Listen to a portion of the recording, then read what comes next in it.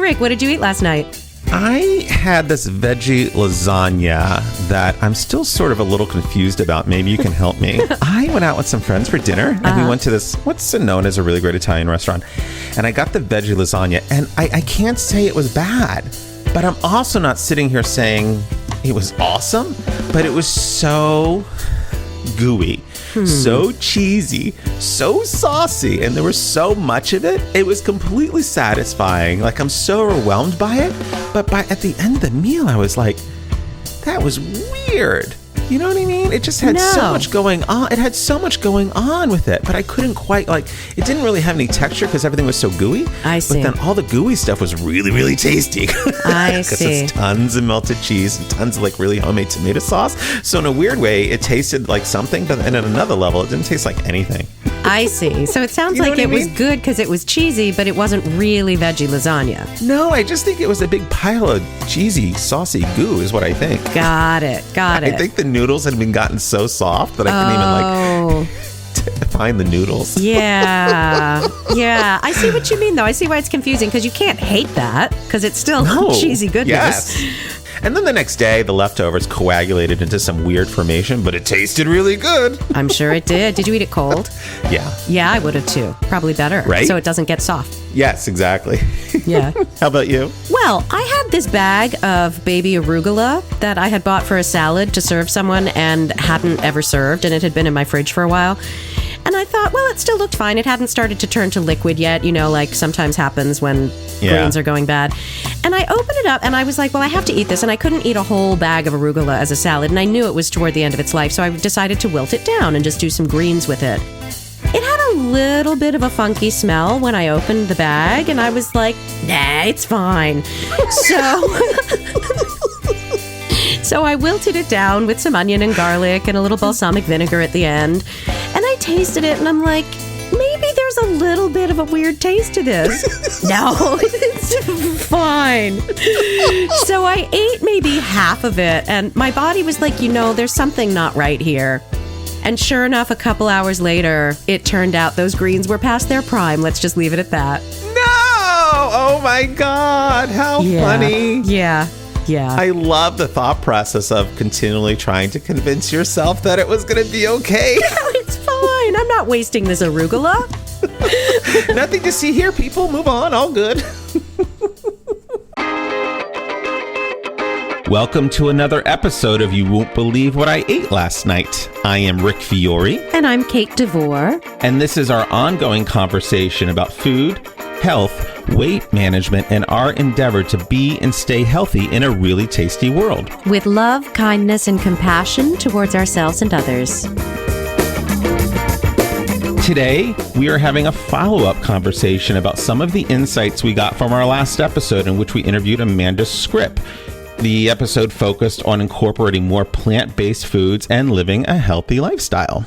So we need to hear from you on this. We have a call to action for you, our listeners. We need to know what is your best tip for incorporating more plant-based or healthy foods and living a healthy lifestyle. So send us your responses by April 30th, and we're going to post them on our website and Facebook.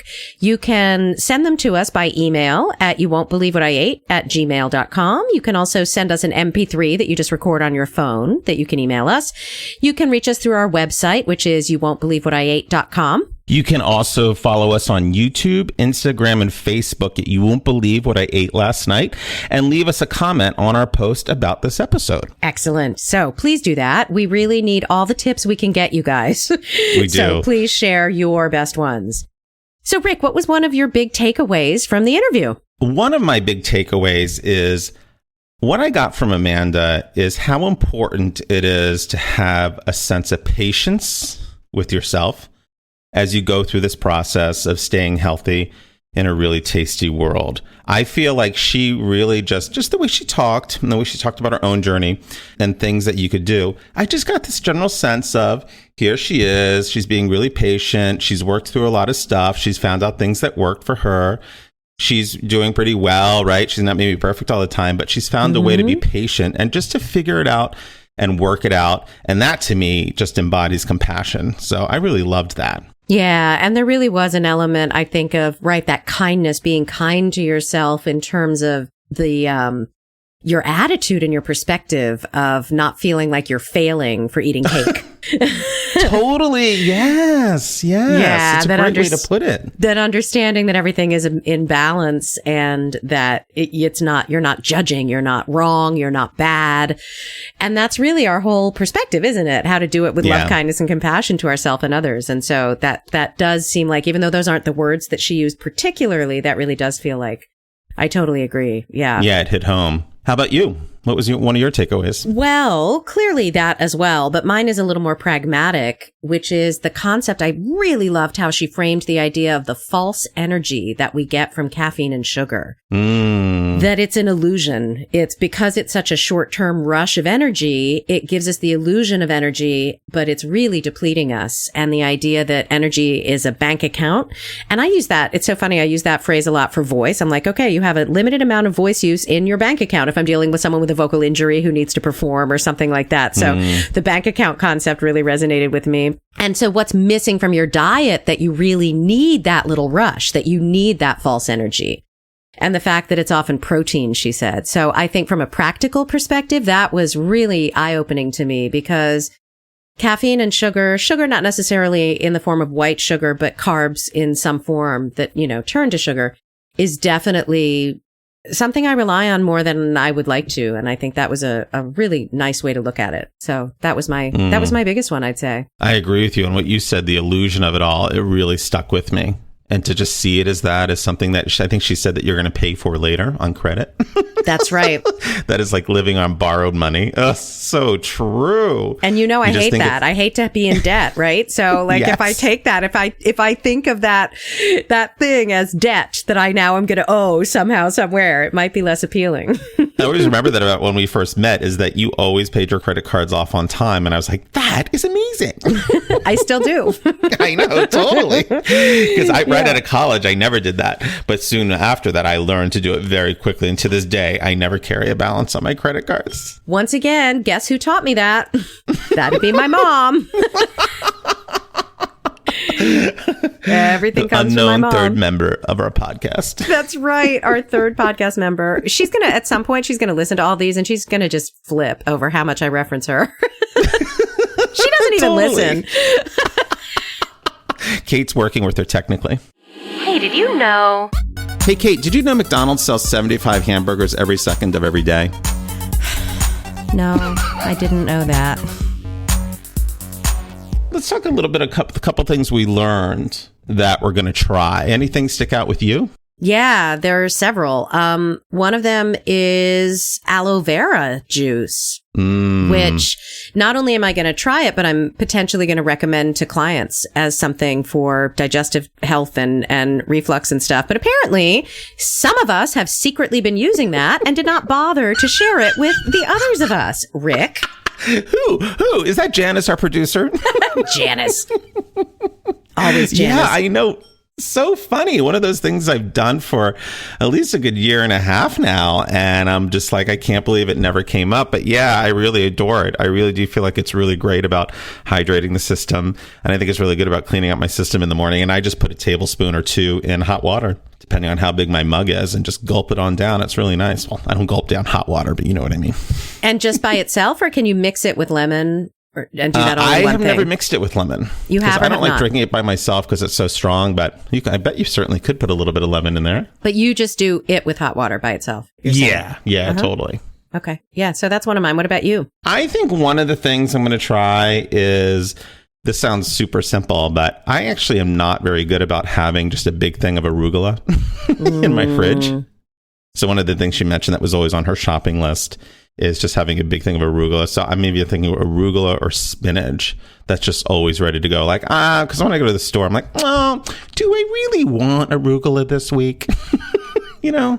Do you remember when I used up the arugula? Because I'm like, I'm sure it's still good. And it was not good anymore. So be careful. Make sure you use it up before it goes bad. That's the only problem. That was a tough time. But I do love arugula, right? Yeah. Yeah. And when I buy it for no reason, though, sometimes I throw it out. So I have to be more consistent about that because I really work very hard to not throw out food. So obviously, yeah. Yeah, that's a good one. So another one that apparently some of us knew about and were keeping secret would be oregano oil. I'm going to talk to Janice. I'm going to talk to her right after this.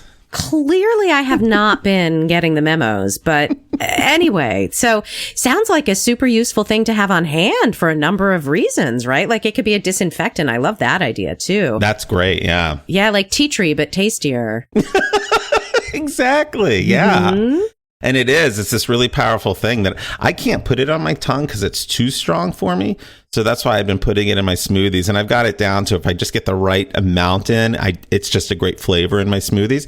But something that I really loved about what she said is I never thought about mixing it in hot water. And that's a really simple solution because it's so potent. And I would love to do that in the morning because it is very medicinal. Why did you start using it?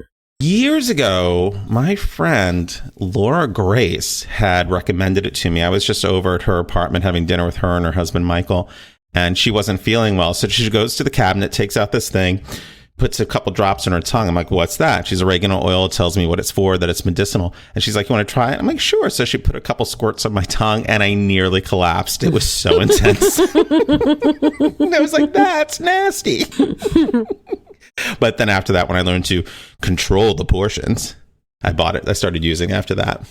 So I always keep a little bottle in my cabinet. It's good. It's a little pricey. It could be like $20, $30 for a little bottle, but the bottle certainly lasts a long time. And what do you feel like it does for you? I feel like I've taken it when I'm sick and if I'm getting a little bit congested, because nowadays I don't get really sick that often, but when I start to feel heady, when I feel like there's a cold coming on, I tend to get it in my head and my throat and maybe the upper part of my chest. When I take it there, I feel like it clears me up and I feel like I get better if I take it while, as soon as that starts. So I feel like it definitely has an effect on me right away. That's pretty immediate. Are you familiar with Thieves Oil? No. It's by a company called Young Living, and it's called Thieves, like robbers, Thieves.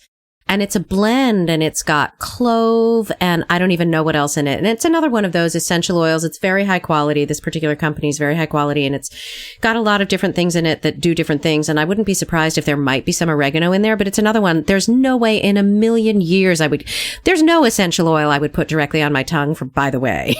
So they're incredibly potent. Even anything I loved, I would never consider. But so Thieves oil is also like excruciating really to take, but I will put sometimes it's a similar thing. If I feel something coming on, and that was the recommendation, is put a couple drops in a glass. I just do it in a glass of water and I gulp it. I do gulp it down because it's warm, room temperature water, because I don't love the taste, to be honest. And so, because it's so medicinal tasting, even though it's clovey, but my lips burn after I drink it. It's so intense. Oh, wow. But it'll cure what ails you, man. It feels like it's just, it's a similar kind of principle. I wish I'd thought to ask her about it. Maybe at some point we should do an interview with somebody on essential oils. That would be actually fascinating. Oh, I would love that. Totally. Because they're so in now. They're so big everywhere. Are they? Yeah. I feel like everyone's always talking about essential oils now. All right. Everyone, Kate. All right. Well, they're in, they're big, they're trendy. See, Janice, can you make a note of that, please? Thank you. Janice. I thought they were big and in and trendy when I discovered them in the 90s, and I figured that they've just now they're silly. Well, isn't that when your favorite word righteous was big? Righteous? No, that was the 70s. I've been trying to bring it back since the 90s. That's why you're thinking that. She has people. She's trying to bring back righteous. So you gotta do it for her. You gotta help Kate bring back righteous. That's right. It'll be a righteous moment when it comes back. Every now and then I hear it and I get disproportionately excited, and I'm like, that's got to be because of me, because I've been trying to bring it back. That's so funny. I think one of the other things that struck me about what she said, and this is more so of a reminder, is just the whole simple thing, which I'd forgotten, about labeling. She talked a lot about that as sort of as one of the big pieces of advice that she got. Like, it is constant work to not label. Food is good, food is bad, how you've consumed it, to what degree you've consumed it. That was really like just a great reminder. And I think it's a great reminder for all of us, right? Because you can get into cycles where you just forget. Stop labeling what you do. Your action is bad or unhealthy. The idea of balance, I think, comes into play with that, right? Like that everything is about a balance, and nothing is innately anything. It's only so in relationship to other things. Yes, exactly. Great way to say it. Right? That was good. I should Someone write that down. I know. Janice, right? Get on that. Yeah, totally. The other thing, now this is going to be much more mundane, is the whole coconut oil. The many uses for coconut oil. So I want to look into that. I had a healing session recently where it was an energy healing session that was done over the phone. That woman that I mentioned to you, Care, who I do some work with. And we were working on my feet. And so one of the things she recommended was that I use coconut oil and use it as a foot lotion, basically, that I massage coconut oil, specifically coconut oil, into my feet. Really? Yeah. And then I found this old tube of this amazing foot lotion that I had from Burt's Bees. And it was totally coconut oil and peppermint. And it was, I'd had it from ages. And I'm like, oh, apparently that's a thing. So, I did. And it was great. I mean, it's a really good lotion. You do smell like coconut. I mean, some people are like, no, you don't smell it. You totally smell it. I happen to find that pleasant, and particularly on my feet. Then I'm going to put them in socks and shoes, so it doesn't really matter. But, you know, the idea of using it in your hair and as lotion, it's like, well, all right, if you want to smell like coconut. People will be like, who smells like coconut? But I guess it's no different than suntan lotion, right? That coconutty smell from suntan lotion. Yeah, totally. And what was the value of putting coconut oil on your feet? As a lotion. It's a moisturizer. Just as a pure lotion. It's a moisturizer. All right. And it's a really good moisturizer. The Nice. secondary value was the act of rubbing it into my feet was an act of loving kindness to my body and to my feet. So there was that. So it was paying attention in a loving way. So that was, I think, the secondary intention of that. But the technical thing was the moisturizing effect. Yeah. Gotta love those feet. They carry us so far, don't they? Oh, my goodness. Absolutely. Yeah. I do want to try it as a hair conditioner, I have to say. Oh, my God, and do a it. shaving cream. Please try it and let me know. I'm dying to know. Right? Yeah. It's expensive, though. Although, Is it? Well, it is. Well, at Trader Joe's, it's the jar, like I think it's a 16-ounce jar is, I want to say $6.99, something like that. Huh. Okay. So I guess that's not that expensive, certainly compared to what I pay for conditioner, for crying out loud. You do have the best conditioner selection. Oh my God. It's so ridiculous. So that would be pretty amazing if coconut oil would work. And just solve a lot of problems. I do remember a friend of mine years ago putting just olive oil on his hair. Does that make sense? Yeah, Okay. sure. At the time, I was like, what's that? Did it look greasy? A little bit. Yeah. But not terrible. Right. It was the wet look. It was back when that was okay, right? Exactly. Remember when people used to put lemon in their hair to bleach it? No, really? That was probably more of a girl thing. It was like middle school and high school. You would put, because there was a product called Sun In that was something like, but you would just sort of like put lemon juice on your hair and then go out in the sun to try to bleach your hair. I do remember this now, adding the sun component. I remember this now. Yeah, crazy. Which apparently, I just saw a thing recently. I think we posted it on our Facebook page that if you get lime juice on your skin and don't notice it, and then you're out in the sun, you'll get a horrible burn. Really? Yeah, it's true. There is something in the acid of lemon and lime that really does something to our bodies. God, better outside. be careful with those margaritas. Yeah. Exactly. That was it. Like somebody spilled a margarita, fell asleep, and their arm was like blistered. Like seriously. Yeah. That's Which crazy. I always find so amazing because she spent a lot of time, back to Amanda, spent a lot of time talking about, well, I don't know it was that much time, but like talking about lemon as an alkaline food, which is ironic. And it's something I still don't understand because lemon is actually considered an acidic food from a lot of perspectives because lemon juice is an acid. So from a food perspective, lemon is acid, but what it's doing to your body is somehow alkaline. But I think if there's reflux issues, it's considered an acid, not an alkaline. And there's a lot of confusion in my field about that particular issue. And I still don't understand that. That might be a fun episode to do, to get someone to talk about. Is lemon alkaline or acid? Okay, you guys let us know. Do you want us to do an episode on that? I would be interested, but I have a feeling I might be the only one. But just about the alkaline issue of the body. Well, acidity. Oh, not just lemon. Okay. Yeah. That is actually a good one, alkaline and acid. All right, you guys let us know if we should do that, okay? Yeah. That'd be helpful. Get to your computers now. Did you know? Hey, Rick, did you know that a honeybee has to tap 2 million flowers in order to make 1 pound of honey? No, that seems exhausting. I know. And as we know, the honeybees are at real risk of extinction, which is going to change life as we know it, basically, if that happens. So let's hope that doesn't happen. Not only at the risk of extinction, we're working them to death. Exactly. Did you also know, speaking of honey, that it's one of the only foods that will never go bad? I did not know that. Honey is amazing. Totally. Love it.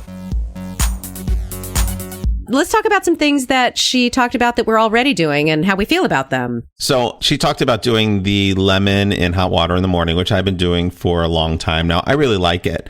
I like it because, it's so much less expensive than actual tea. So I like that.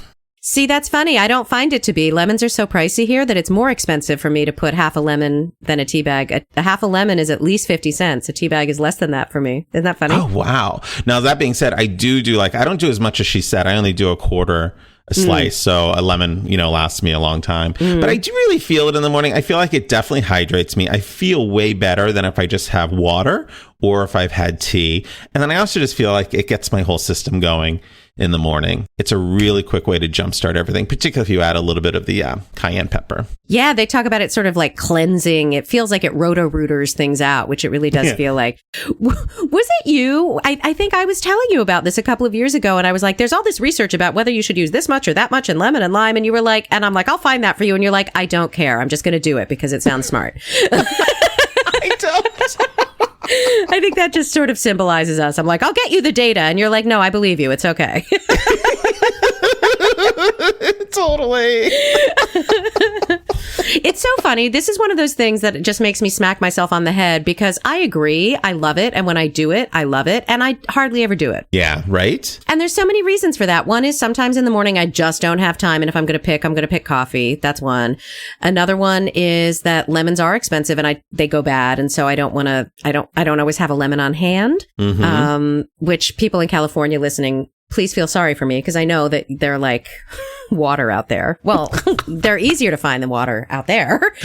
Yeah, but I do love it. I love it too. I really, it does something. There is something about it that's a little bit like synergistic. Like it's that thing of like simple things like we also talked about in the episode, in the interview. Yeah. Like sometimes the simplest things can have the biggest effect. I do believe that is one of them. I was going to say that's one of the great things that came up out of that conversation is you bringing up that whole point about how we sometimes forget. It's the simple things that matter on a daily and long-term basis that you can do whatever you want for a short term, for a week, or if you're going to do a cleanse here and there. But it all comes back to the overall idea.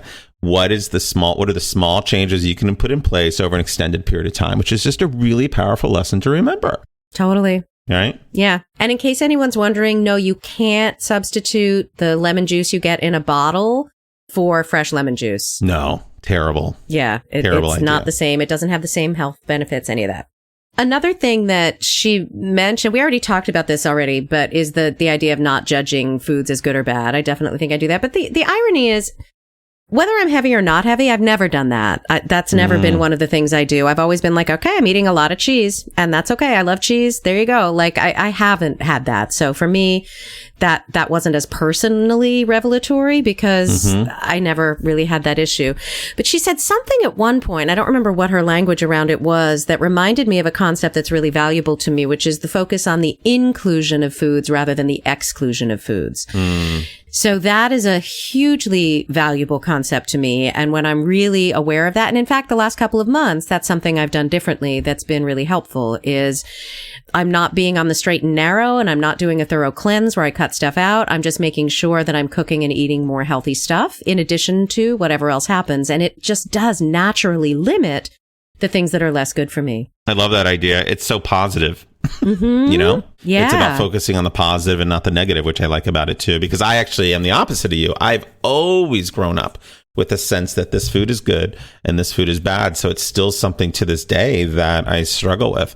She also talked about the importance of, particularly in relation to being a vegetarian, and making sure that you have balanced meals where that have a great combination of protein, fiber, and the healthy fat. I feel like when I eat as a vegetarian, that's a big difference change I've made over the years, that I'm much stronger about that, about making sure all of those things are there and how important they are to ward off cravings. And I think that's so important because that goes back to the whole thing that if you're not getting the right combination of foods, you're always craving, you're always searching, you're always going to be looking for that thing that satisfies you. Totally. And I'm going to say it's the same issue for me as a non-vegetarian. It's just easier. It's easier for me to get the protein. It's only protein for me, really. Like that's the only challenge in vegetarian eating for me is protein. But carbs and fats, I'm happy with avocados and plant-based carbs, and plant-based fats, but the protein is tough. So, but it's still the same thing of getting fiber, getting exactly. The right balance of stuff Agreed. Yeah. Totally. And your body's just it's just like a little homing device, it's sort of like when you turn on your phone, it's looking for a signal. And I think that's a lot of times all our body's looking for, right? It's just looking for the connection. It's looking for the right signal. And until it gets the right combination of stuff, it's just going to keep searching and trying to connect and wear out your battery in the meantime. That's a nice way to put it. Yeah. Use up all your data. Yeah. Yeah. And it's also knowing what works for you. So for whatever reason, for my body, a piece of whole wheat toast with some avocado and an egg for breakfast, which is really reasonable, will hold me for hours without feeling hungry, without feeling cravings. It's knowing what your own things like that are. Yeah. Your power smoothies, your whatever your thing is. And that just reminded me of something I got from talking to Amanda, which is I thought, she's probably someone I would like to work with because I don't feel like she's so regimented in her thinking that she's going to find a way to work with you to find out what works for you, because I think that's sort of what she had to go through on her own. So that's why it's great. If you haven't checked her stuff out, please do. We have her links on our website. Yeah. Taking it a little bit more metaphorically outside of food, I really loved that she shared with us that her mom was anorexic when Amanda was growing up. And powerful. And I just really appreciate her sharing that. And as you might have noticed, my mom has come up a lot in relationship to food with me. And so I think about how for many of us, our moms, if we are fortunate enough to grow up with them, really influence our relationship to eating and food and how intense that would be. Yeah, I agree with you wholeheartedly. I was so touched that she shared it. And I thought it really just, it's also so what you and I are so interested in, Kate, is how do you use your experience where you are in a way to go forward that's life affirming, that's positive, and ultimately about compassion. And that's what she did, right? She took her struggle, what she grew up with, and she made a living out of it, right? And then just to think how that experience is just helping just to connect to other people and maybe inform other people just by the fact that we had her on this podcast and our listeners are going to hear what she had to say. It's really just so powerful of a lesson. Yeah. How do we use our experiences to move forward in a positive way for ourselves and our community? Although I got to say, we're putting that word struggle on there. She didn't say that. So who knows? It might not totally, have been. Right. So just to be clear. I'm just assuming. Yeah. Totally. Because it seems like it would have been for us, but maybe it wasn't for her. Yeah. Totally. But yeah, and then it all comes back to the love and compassion for ourselves and others, and how do we take it? Like that is what I think, because you and I have not solved these problems with regard to food and eating, and yet our focus remains on how do we stay positive, how do we stay in a place of laughter and love, and kindness and compassion and all of that to ourselves and to each other and to the people in our surroundings at any rate. So because it really is going to be the single greatest thing we can do as we go forward. Yeah. All right. Well, thank you so much for listening. And we cannot wait for you to tune in for our next interview next month. And we're going to keep it a surprise. We're not going to tell you who it is yet, but we're super excited about it. All right. Thanks so much. Thank you.